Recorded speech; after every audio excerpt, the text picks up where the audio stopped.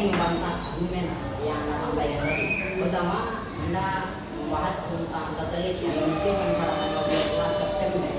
Tapi maaf sebelumnya, itu hanya sinyal. Sedangkan masih banyak anak-anak di luar sana yang tidak memiliki HP dan laptop. Yang tidak memiliki HP dan laptop. Terus bagaimana mereka akan belajar?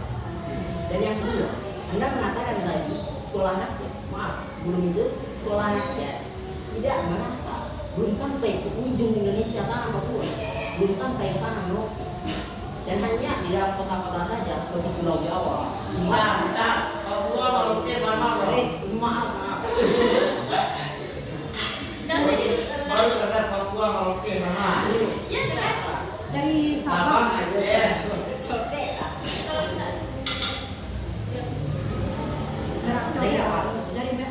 Dari Sabang sampai Merauke. Belum merata dari Sabang sampai Merauke. Hanya fokus kepada pulau-pulau besar seperti Sumatera dan Pulau Jawa.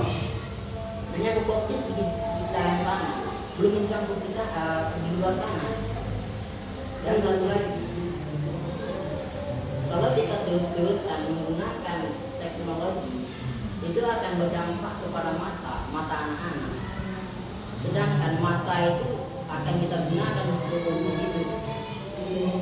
Dan oke, Anda akan membahas menggunakan kacamata. Kacamata tidak semuanya, Bang.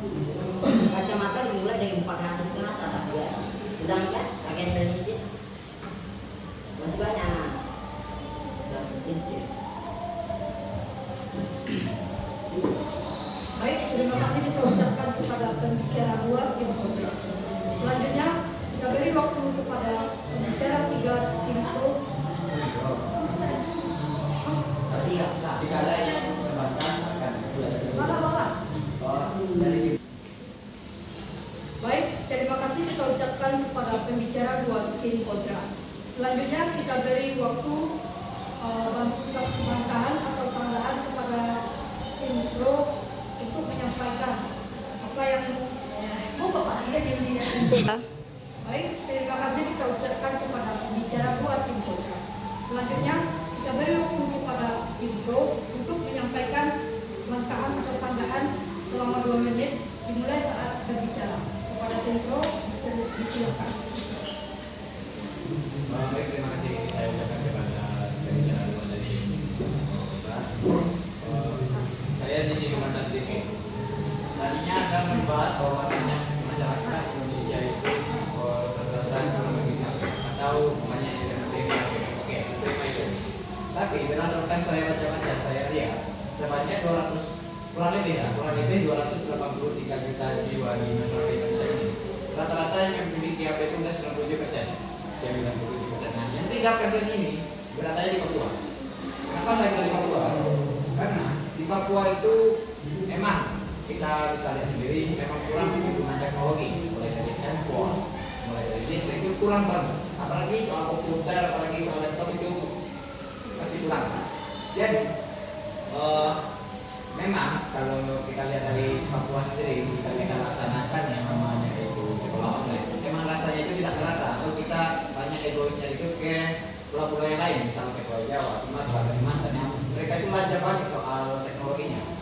Jadi di sini walaupun kita memberikan Papua itu sekolah rakyat atau sekolah apa misalnya masih cuman kalau kita lihat sendiri memang Papua memang tidak akan bisa menyesuaikan diri dengan cepat seperti orang lain.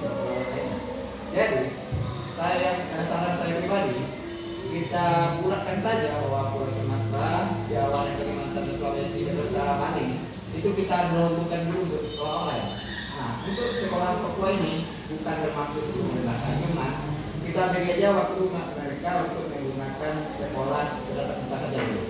Untuk selebihnya yang bisa mendukung kita menggunakan untuk sekolah online. Untuk guru di Papua itu memang tidak terbatas. Saya memang saya perhatikan bahwa Papua itu memang kurang. Jadi menurut saya pribadi. Baik, waktunya habis. Oke. Terima kasih kita ucapkan kepada tim Pro yang telah menyampaikan sanggahan atau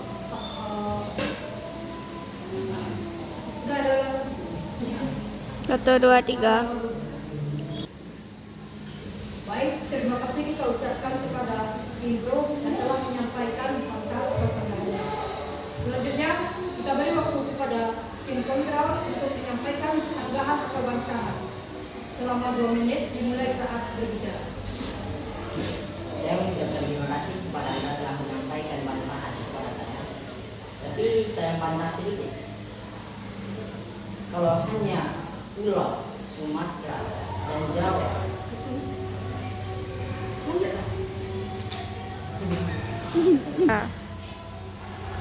terima kasih telah menyampaikan bantahan kepada saya. Tadi Ya. terima kasih kepada tim yang telah memberi saya bantahan. Saya ingin membantah argumen yang Anda sampaikan tadi. Oke lah, Pulau Sumatera dan Jawa itu dimajukan dengan teknologi. Itu seolah-olah tidak merata bagi mereka di Papua sana, ya, tidak merata. Ingat dulu pada awal kemerdekaan Orde Baru, Papua ingin pisah Indonesia, ingin pisah dari Indonesia karena tidak keadilan. Dan saya bertanya, Indonesia ini terdiri dari negara adil. Hendak kalau kita adil, hendaknya kita memeratakan di semuanya, mulai dari pendidikan tatap muka dulu kita jalankan di sini, tidak lanjut ke online, tidak. Kita meratakan dulu, karena Indonesia berdiri di sini berdiri dari gabungan pulau-pulau, bukan hanya satu saja.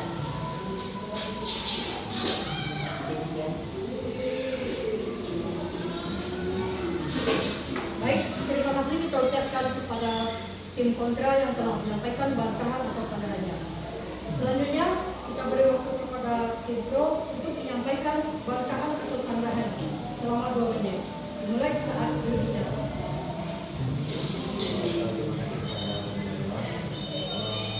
Kita jangan lupa kalau kita ini punya namanya DPR RI.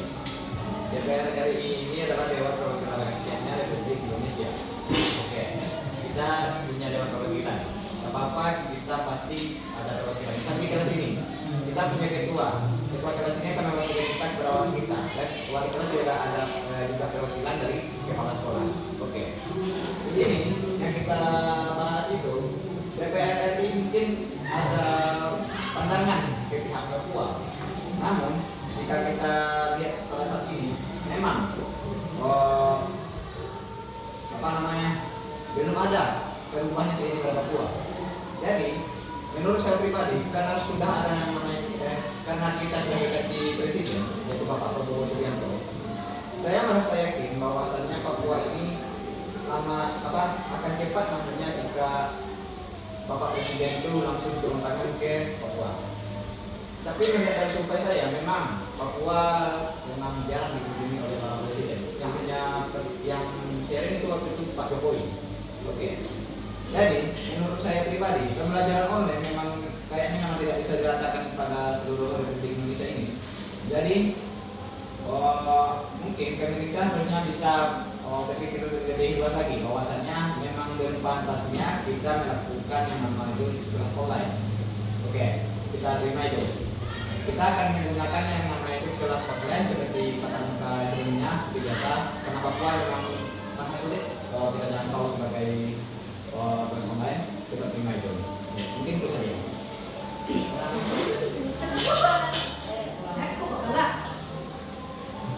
Ulah kunci lain mengakian dia. Dia ulah belajar offline. Jadi Pembicara itu tim kontra. Baik, terima kasih kita ucapkan kepada tim kontra.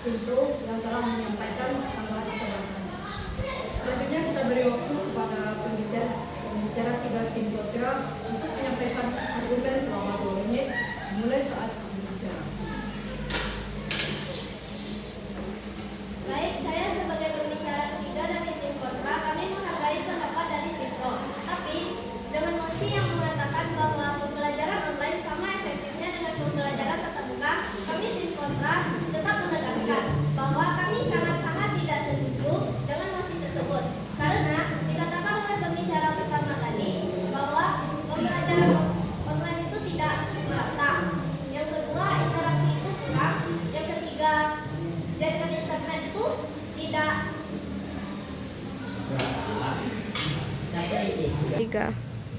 Lalu jaringan internet yang tidak merata. Yang selanjutnya, ekonomi masyarakat kita juga mungkin tidak terlalu mampu untuk membeli berbagai teknologi. Contohnya saja di Solo Selatan.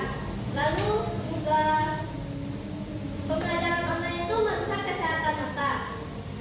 Menurut kedokteran anak Indonesia, 59% anak-anak di Indonesia sudah memakai kacamata. Itu akan mengurangi terhadap generasi maju kita. Mungkin sekian dari saya.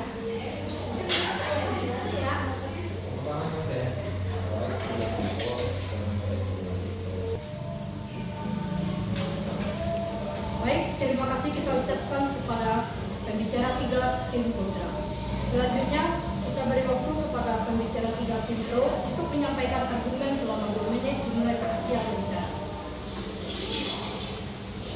Baik, dari semua argumen yang telah ada, saya akan membuat kesimpulan dari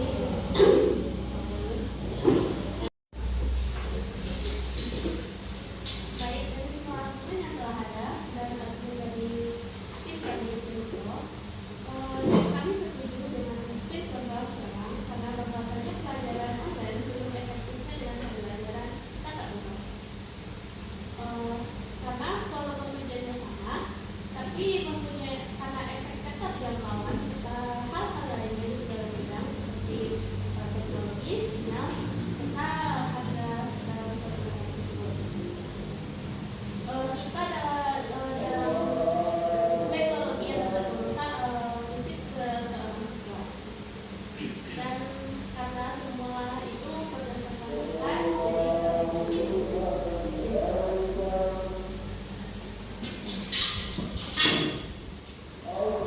Baik, terima kasih kita ucapkan kepada pembicara 3 tim pro.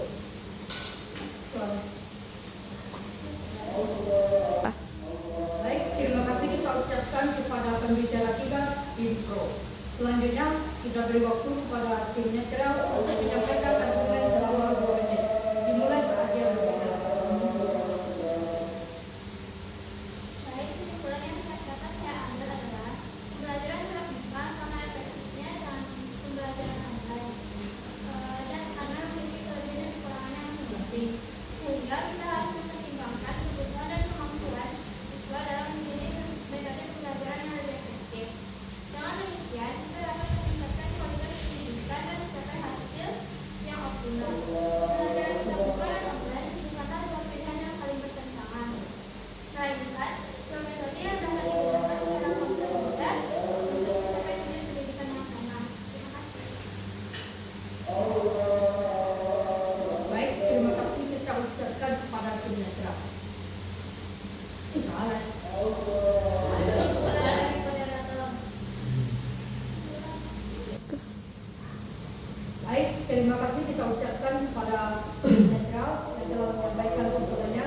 Selanjutnya, saya sebagai moderator akan menyampaikan kesimpulan dari ketiga tim pada debat hari ini.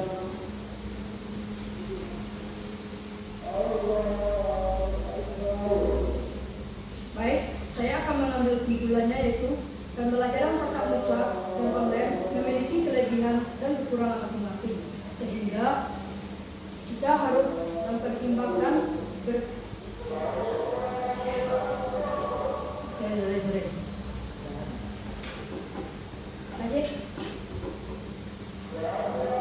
sehingga kita harus mempertimbangkan kebutuhan dan kemampuan siswa dalam memilih metode pembelajaran yang lebih efektif.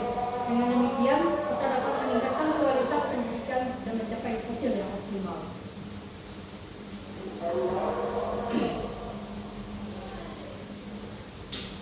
Demikian debat kita hari ini, semoga bermanfaat dan